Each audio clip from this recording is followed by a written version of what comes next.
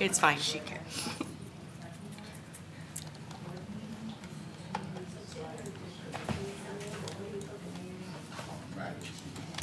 All right, we are good to go.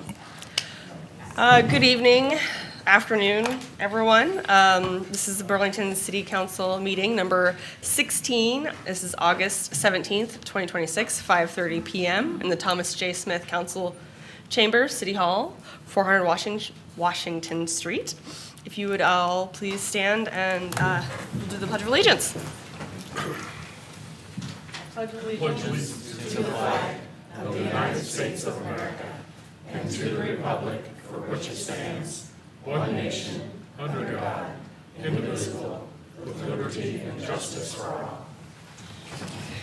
All right, roll call, please. Weiss, Here. Wilson, Here. Phillips, Kreitzer. Here. Scott. Yes. All right. First on the agenda, we have a proclamation recognizing the 160th anniversary of Union Baptist Church Full Gospel Fellowship. Whereas Union Baptist Church Full Gospel Fellowship has served Burlington since 1866, providing a place of worship, fellowship, spiritual formation, and community connection for generations of residents. And for 160 years, the congregation has sustained a faithful presence in Burlington, carrying forward a legacy of prayer, service, perseverance, and care for individuals and families. And whereas Union Baptist Church Full Gospel Fellowship declares its mission as saving souls, transforming lives, taking Burlington for Jesus, and exists to see people throughout the greater Burlington area saved and their lives transformed for the glory of God. And whereas the church continues to welcome and equip people of all ages through worship, baptism, children's church, nursery ministry, membership and orientation opportunities, and other avenues for connection and discipleship. And whereas from its home on 220 South Central Avenue, Union Baptist Church Full Gospel Fellowship contributes to the spiritual and civic fabric of Burlington by encouraging faith, strengthening families, building relationships, and extending compassion within the community. And its enduring ministry reflects the dedication of generations of pastors, leaders, members, families, volunteers, and supporters who have preserved its heritage while preparing the congregation to serve future generations. And whereas Union Baptist Church Full Gospel Fellowship will celebrate its 160th anniversary on Sunday, August 23rd, 2026, making a significant milestone in the religious community history of Burlington. Now, therefore, be it proclaimed that the City Council of the City of Burlington, Iowa, hereby recognizes and celebrates the 160th anniversary of Union Baptist Church Full Gospel Fellowship, and extends sincere congratulations and appreciation to the congregation and to all past and present pastors, leaders, members, families, and supporters whose faith and service have sustained this historic church for 16 decades. Be it further proclaimed that the citizens of Burlington are encouraged to join in recognizing Union Baptist Church Full Gospel Fellowship and its lasting contributions to the spiritual life, fellowship, and well-being of our community. Signed and sealed the 17th day of August, 2026. Attest Katie Music, City Clerk, and John Phillips, Mayor. Congrats.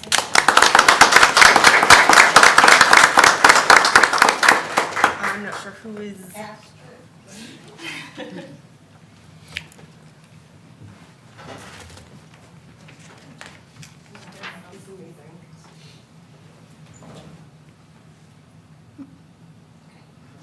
If you'd like to say any words you can, or however many words you want to say. Yeah, okay. We're grateful. You're good. Thank you very much.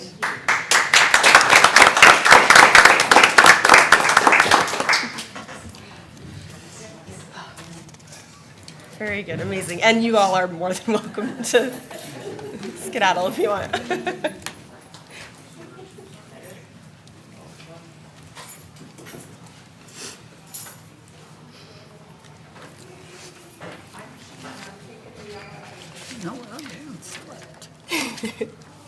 All right, at this time, we will take comments from the audience. If there's anybody in the audience who has anything, any concerns or anything like that, we can certainly hear you out, but we may not be able to have a back and forth discussion on it.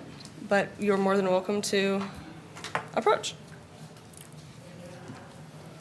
Somebody's got to do it. Terry Snack, 2617 Sunrise Lane in Burlington. Last Friday night, my cruise night in Crapo Park didn't quite go as planned because Mother Nature had other plans for us. So we do have 2 more scheduled. The next one is Friday, September 4th at 5 o'clock, and there is another one on Friday, October 2nd at 5 o'clock. We encourage people from the community to bring out their classic cars, trucks, motorcycles, daily drivers, skateboards, scooters, whatever. Bring friends. We've got a few little activities planned and stuff, so we just want to try to resurrect memories of cruising Crapo Park, so thank you. Awesome. Thank you so much. All right. Anyone else? No? Okay. Next, we have the consent agenda. All matters listed under item 1, consent agenda. Well, I guess I go through them first, right? On the consent agenda, we have finances and miscellaneous, minutes of previous meetings, payroll and city claims, beer, liquor, wine, and cigarettes, reports and bonds, and we have 5 resolutions.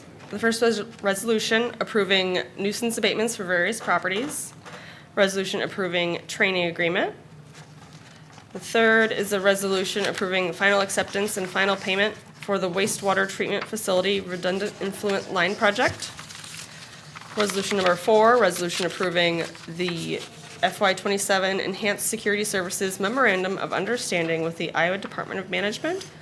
And the last is a resolution awarding bid for the Central Fire Station garage door replacement project. If there's anybody from the audience who would like any of these removed from the consent agenda? Anyone on council? Okay.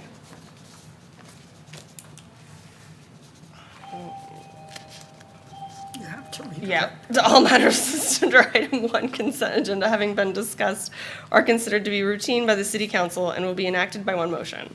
There will be no separate discussion of these items. If discussion is desired, that item will be removed from the consent agenda and will be considered separately.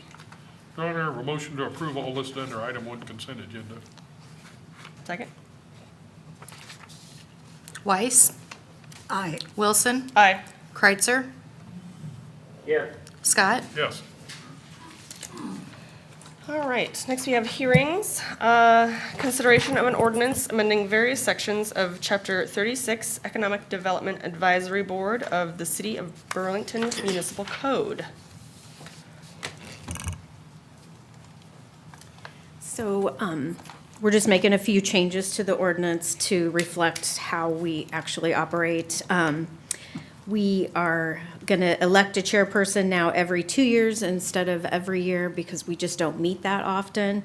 And then we would like to change that we don't meet 4 times a year, but that maybe just as deemed necessary by the chairperson.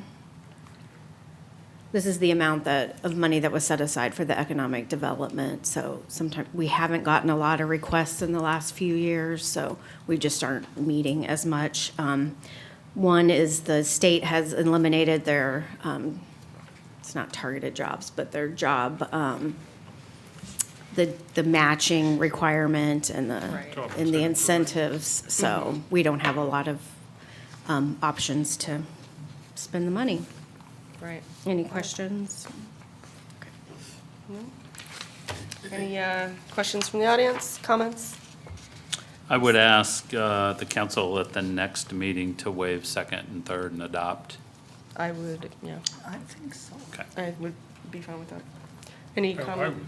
I would add, I had brought up with the board at the last meeting, besides these changes, to even consider eliminating the board. Again, like Stephanie had said, we have very few requests. They're an advisory board, and it seems that we're going in a different direction as far as incentives with TIF and et cetera. And that rather than tie up the funds and the personnel in that, then it may be better that we eliminate that group.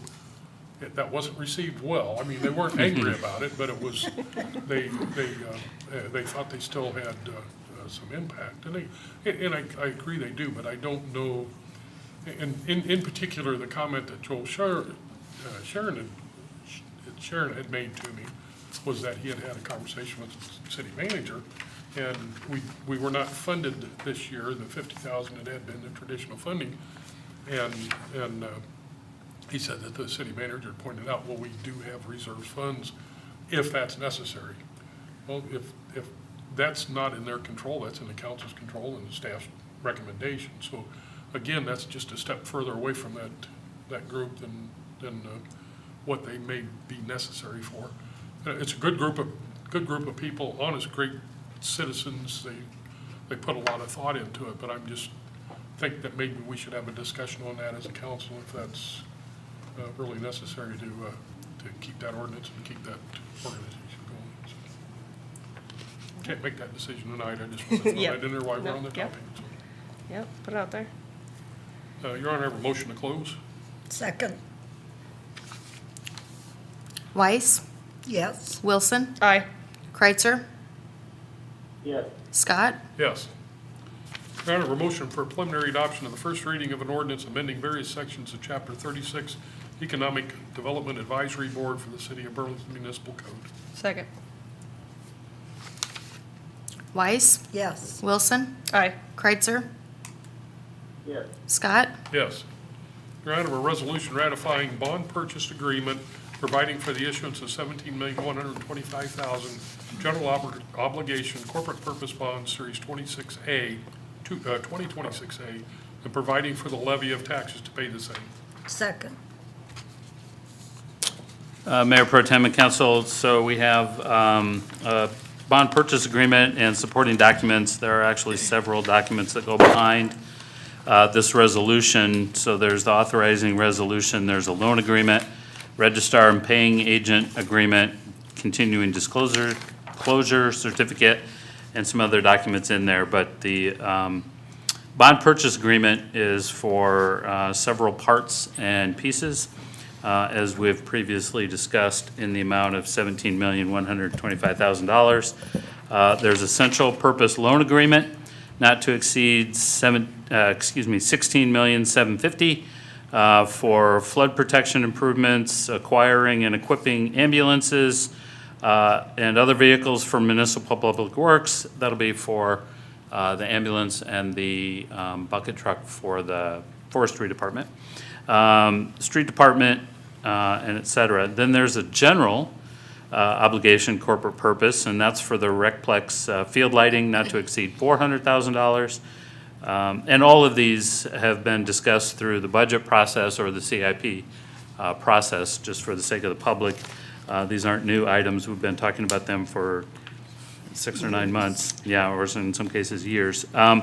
There's an essential purpose loan agreement, number 2, not to exceed $6 million for constructing streets and sidewalks, and acquiring and installing street lighting, signage, and signalization. That would be for the Summer Street project. And then there's general purpose loan agreement not to exceed $400,000. That's for the station alerting system for the fire department. And then finally, in an amount not to exceed $7 million, that is the result of the general obligation bond referendum for the fire station. There's a lot of other information in here. If you have questions, I think I've gone through some of this before, but happy to answer any questions, but that's the basics. Okay. Do we have any comments or questions from the audience? Any? Been a lot of discussion. Yeah, we've talked about each item over and over. Yeah. So, Robert. oh. Okay. Okay, Let's ready? vote. Weiss, Yes. Wilson, Aye. Kreitzer, yes, Scott, Yes. Your Honor, I have a resolution approving agreement for professional services for the Burlington Regional Second. Replex Project. I'm sorry. I got my tongue twisted. This professional service agreement, primary purpose is for the couple projects that we have planned in the FY '28 budget that have been in there for a couple years. The restroom concession project has been pushed out of the budget the last 2 years, and then the playground project at the Recplex. Confluence will provide design concepts, rendered plans, and opinion of probable cost for those improvements. We asked them to evaluate if there's any other opportunities for improved revenue in this area. As previously budgeted, the batting cages are being removed from the Recplex. They've been out of service the last year and a half. We have other opportunities in our community now with Line Drive, so that has decreased some of the use, and the maintenance cost on it has just increased the last number of years. So really evaluating this area at the entrance for the restroom concession, the secondary site, and then the playground, as well as are there other opportunities. I know they've mentioned some in the outline of their proposal, but just looking at other opportunities for revenue creation in this area at the Recplex. But want to ensure with these projects, especially the restroom concession being pushed back a couple years through the budget, that it's appropriate funding levels and having appropriate design for the needs going into budget season this coming fiscal year. Funding is available through the Starker funds for these projects, and as mentioned, provide us a good plan moving into the budget cycle this coming year. Any comments or questions from the audience? Council? Okay. All right. Weiss, Aye. Wilson, Aye. Kreitzer, yes, Scott, Yes. Your Honor, I have a resolution authorizing participation in the fiscal year '26 Innovative Coordinated Access and Mobility Grant Program. Second. This item I discussed at the end of the work session last week, but it's an addition to the agenda. This is a grant proposal through the Iowa DOT. It's the ICAM grant, as Councilwoman Kay laid out the innovative care piece. So it is a grant that we would submit through the DOT. They would be the primary recipient. The Burlington Urban Service, City of Burlington would be a sub-recipient. And so what I've proposed is that we ask for the total project cost is $175,000. The federal grant would be $140,000, $35,000 in match coming from the City of Burlington. I hadn't really outlaid my plans maybe to you about this, but as we walk into the next fiscal year, we portion out funds every year for a bus replacement. And I have a vehicle replacement kind of planned in the grant proposal. And so I would just use essentially our match dollars for a vehicle for the overall grant cost, the total cost.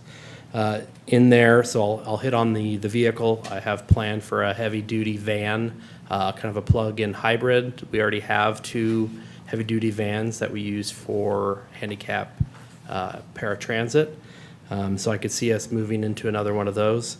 The larger portion of it is a technology piece. So right now, a large portion of how we provide service is via the phone from residents or riders calling in for a ride, lining that up, and then walkie-talkie and paper copies. And sometimes there's error in that type of function.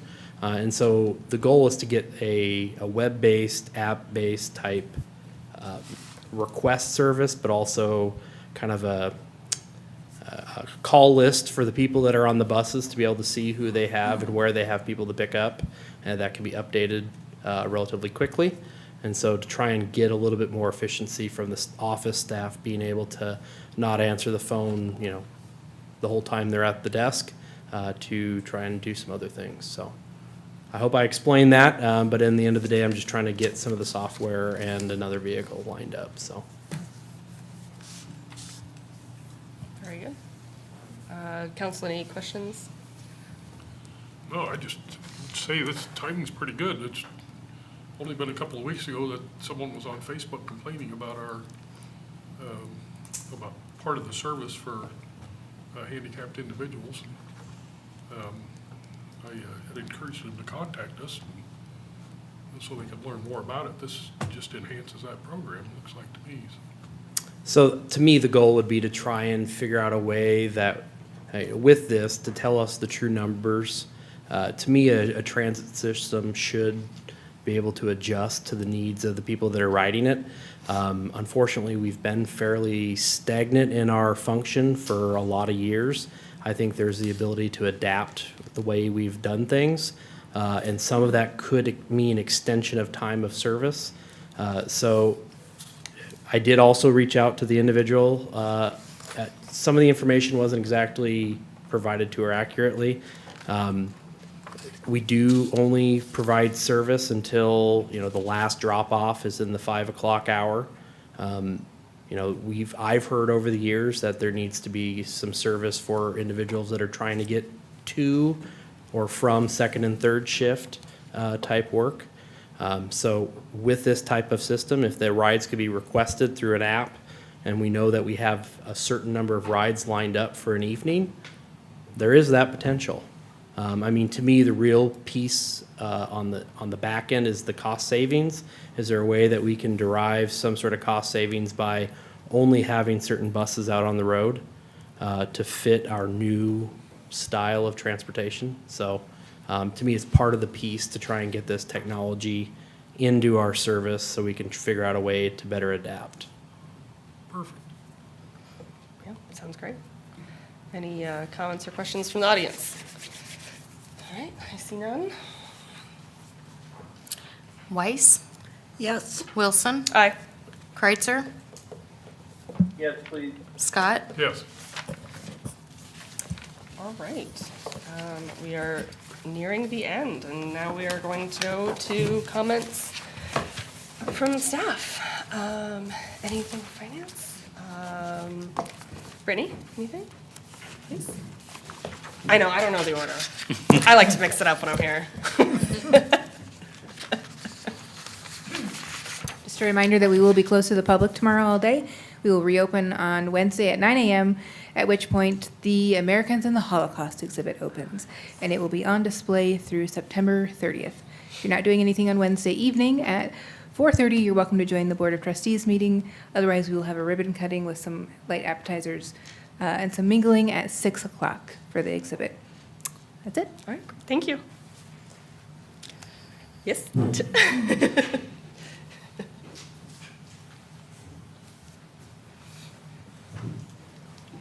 You knew you were next. I don't really have a purpose right now, but I did want to explain something that's very interesting to me. That's what this is about. Okay. So our collection system has 12 minor lift stations, residential lift stations. And we have one, there's one here, I think it serves about 20, 22 houses, our Gulf Lane lift station. And then the bottom right picture there is inside the station, it's below grade. But you can't get a good picture in there. There's a lot of stuff going on in there, so you can't really get back a ways and take a good picture. But this has been installed since before Elvis joined the Army, and it's been in operation since then. There's virtually no change except for some compressor work or whatever, but the components are crazy expensive. We end up doing the machining, from a local person or make our own parts for them now. That picture right there on the bottom right, that's a piston valve that is roughly $25,000 just for that little thing, size of a Pringles can. Yep. Go ahead and move to the next one. So this is the design of the thing, and what's interesting is, of course, there's no VFD or PLC, I don't know, VFD, variable frequency drive, programmable logic control. There's no SCADA, no touchscreens. And the interesting thing here is that there's no submersible pumps at all, like all of our lift stations have. They're either submersible or dry well. This is all run by air, and this design has existed for 140 years. The compressor would run on steam, but now we're using regular compressors. But basically, by gravity, the sewage enters the pot, that tank, and there's a concrete float. It's actually a float because it has a counterweight. I don't know if you can see that round thing on top. But as the level comes up, a pilot valve is actuated, and then that in turn actuates the piston valve.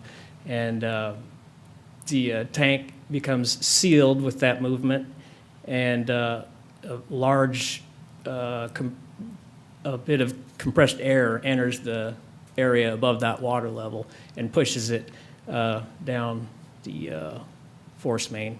So it's very interesting to me. All departments have their oldest piece of equipment. I think this is our oldest piece of equipment. And it's actually on the CIP for fiscal year 30 to replace it with a normal style. I'm reluctant to do that because it's really neat, so. Right, if it's still working, it's hard to. And it's still working, yeah. It's hard to, yeah, I get that. That's all. Do they make systems like this anymore? Like new? I don't even know. I don't, yeah, I would Yeah. imagine not. Yeah.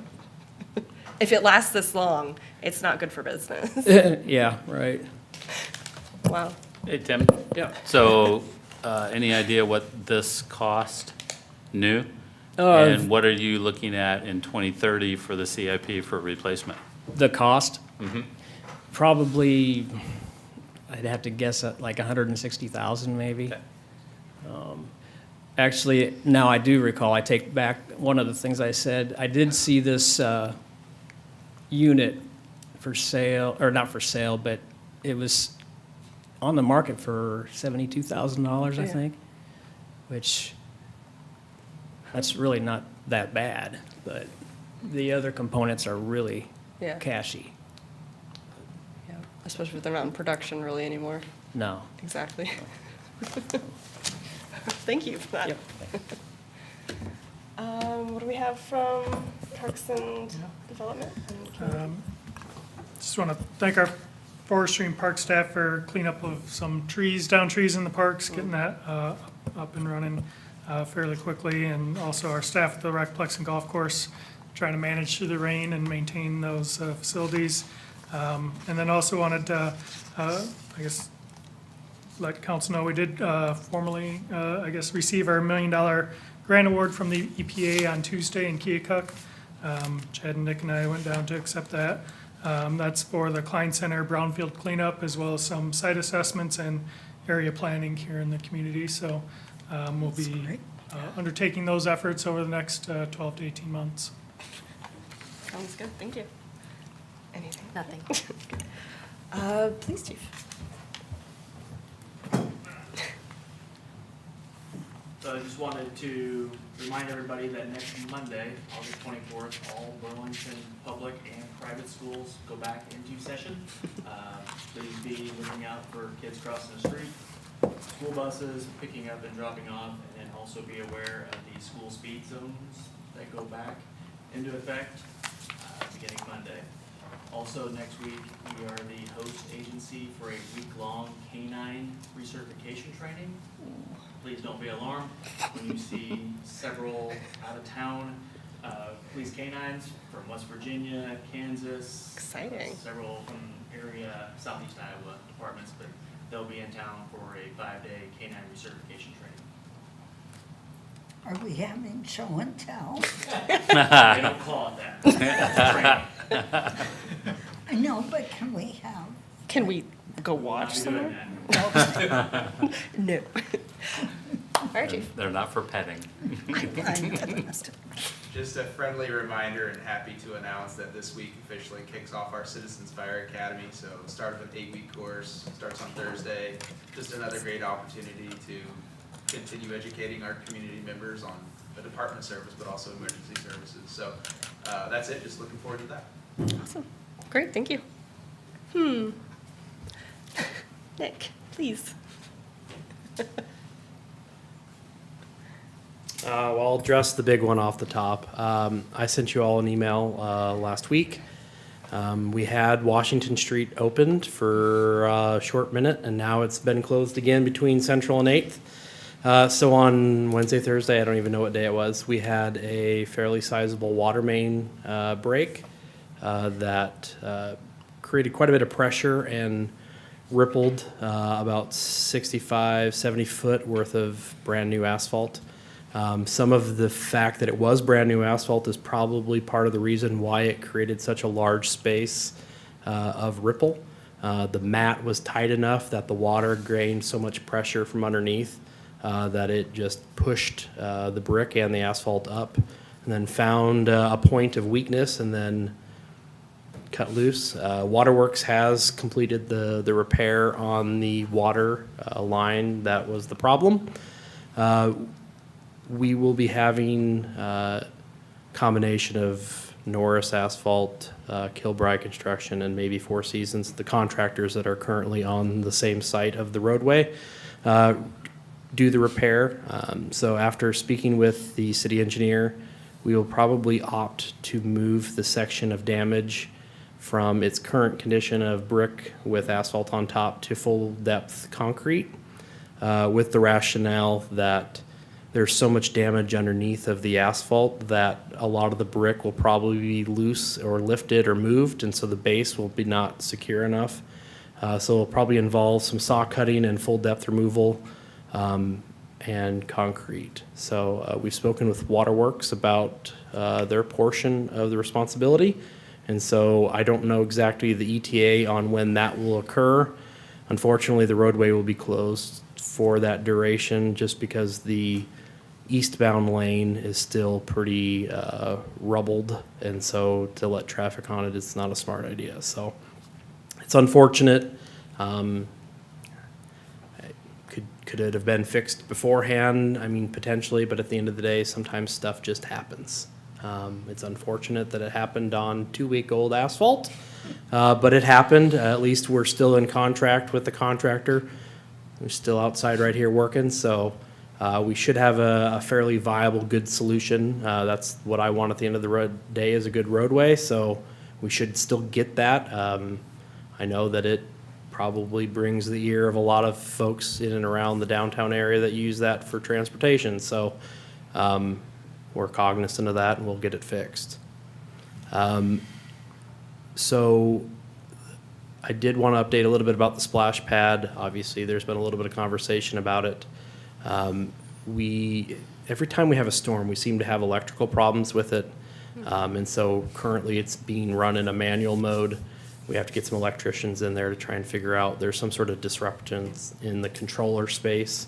So we will try and work at getting it repaired, and if it takes more electrical work, we may move to shut things down around the Labor Day weekend, and it's about a couple weeks short of what we would normally do. Get it repaired so we don't have to continually fight it. So not something that we expected to deal with, but stuff happens. Such is life. Right? I mean, that's kind of the business, part of the business, right? Yeah. So, All right, thank you. thanks. All right. Okay, just a couple of things. I have an announcement here. The Executive Director of Community Action, Sherry Wilson, is retiring. So there's an announcement there that you may have worked with her over the years. She's been there for quite a few years. I have a DPI Main Street meeting tomorrow morning. I'll be serving on the nominating committee for new board members. So if you know of somebody, or if others are interested in serving on DPI Main Street, that's the group that runs our downtown events and activities, certainly let me know. I'll be on that committee through September, selecting board members for 27 on, so. And then I have a landfill commission meeting tomorrow afternoon. Nothing real earth-shattering there in terms of agenda items, other than I know the rain is causing them I'm sure. Oh, some pretty muddy yeah. conditions out of the landfill, but Yeah. otherwise all's good, so that's all I have. Okay, great, thank you. Okay. I also brought the information about Sherry's retirement. She has been a stalwart for the community Thanksgiving dinners and for providing services for Head Start and for many, many families in Burlington. And I certainly would like to congratulate her on her retirement. Perfect, thank you. Mr. Scott?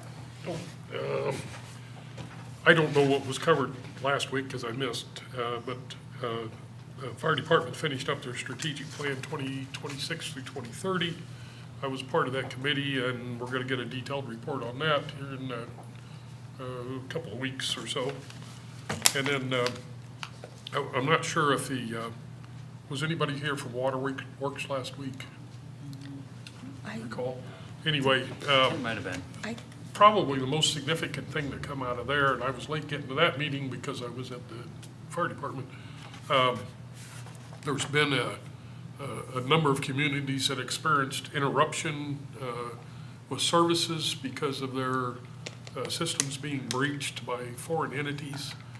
And they wanted to assure the board and all the citizens that that won't happen here because our services are not on the internet. It's all in-house. And for anybody to do what they're doing at the other ones, they would actually have to break in to the waterworks facility. So that we don't need to be concerned about that here. And that's all I have. Been busy otherwise. So. Awesome, thank you very much. I don't have anything at this time, so. About Robert. Oh, Robert, yeah, I forgot he was there. You're so quiet now. I just wanted to say I've been told that we're hiring some people so that they don't have to farm me out so much and have me help other depots, that everybody's gonna get their own help and I'm gonna get to stay home, but we'll see when that happens. So, we are hiring. If anybody knows anybody looking for a good job. Not with your schedule. No, thank you. Yeah, so that's it. No meeting for- next week? Oh, right. Skip a Oh, week. so what are we doing next week? Well, there's a boat tour, the Riverfront Advisory is doing a boat tour, so we'll get you some information on that if you're interested. Sounds good. Yeah, okay, Thank you for the reminder. yep. I move we adjourn. Can I say one more Oh, thing real quick? yeah, sorry. I just wanted to congratulate Tim Minot. He started to sound an awful lot like Don.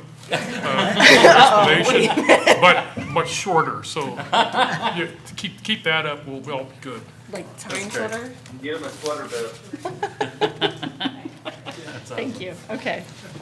Yes, so I Motion second. adjourned, and you Yes. second, okay. Weiss, Yes. Wilson, Aye. Kreitzer, Yep. Scott. Yeah.